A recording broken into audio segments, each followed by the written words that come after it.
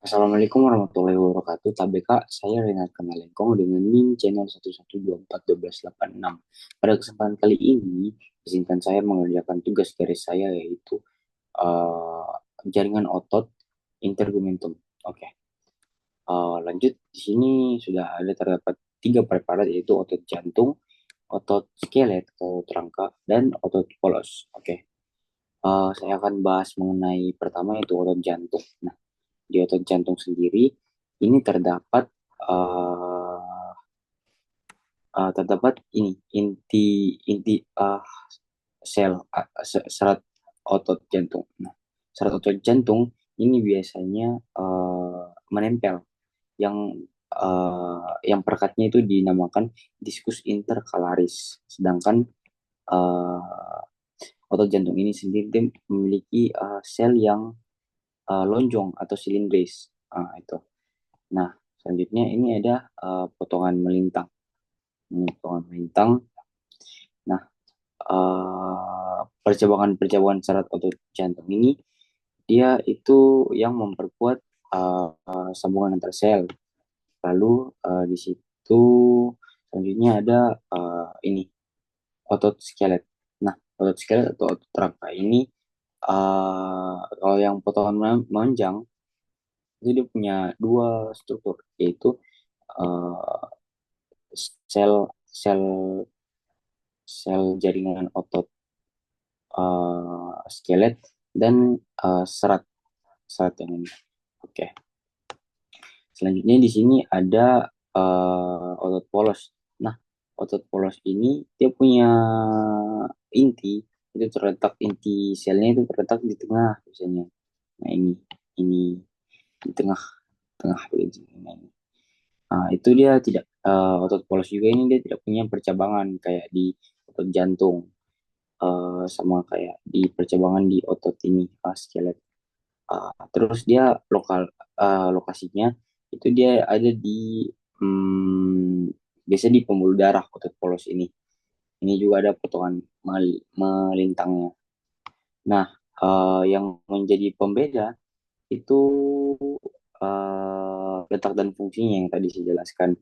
Nah, otot otot jantung ini dia hanya ditemukan di jantung dan berfungsi untuk memompa darah. Oke. Habis itu otot polos. Nah, otot polos ini dia terdapat pada pembuluh darah atau kayak saluran pencernaan, saluran pernapasan atau eh, yang mengalir suatu saluran yang untuk mengalirkan suatu aliran. Nah, dia ini juga oke, lanjut di otot skelet. Nah, otot skelet ini dia yang melekat pada tulang. Nah, ini otot skelet yang memungkinkan kita untuk berjalan, bergerak, melompat, yang berhubungan dengan kontraksi otot, kontraksi dan relaksasi.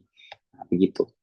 Eh, untuk bentuk seratnya, kalau otot jantung itu dia silindris dan bercabang di punya satu atau dua inti sel.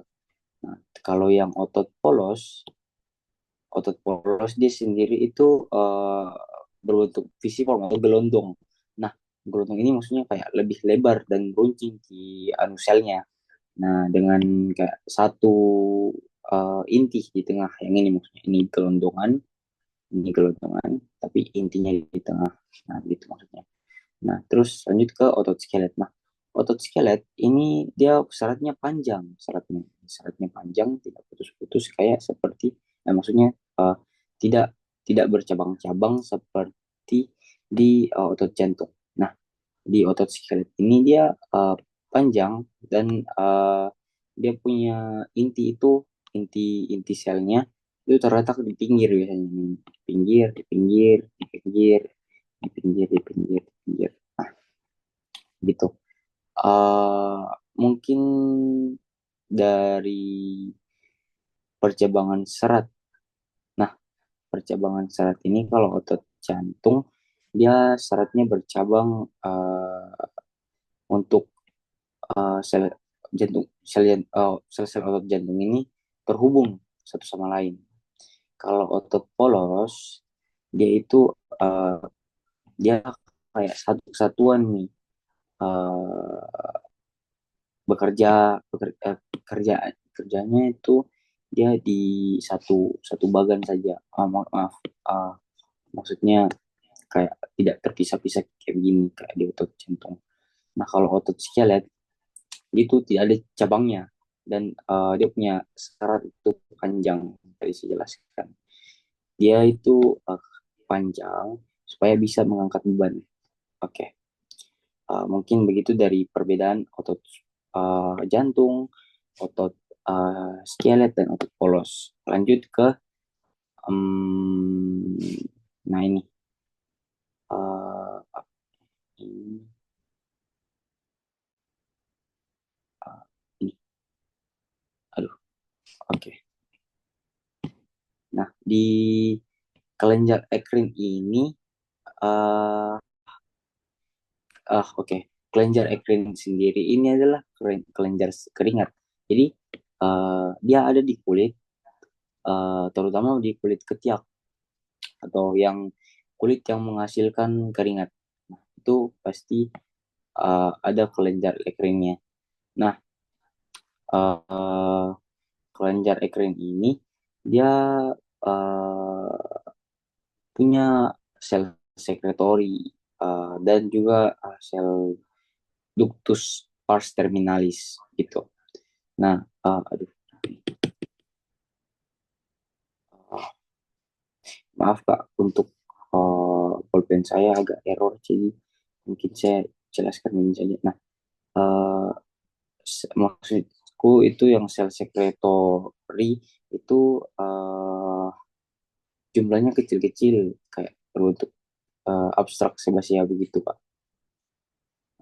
Hmm, ini, ya kayak gitu, kecil-kecil.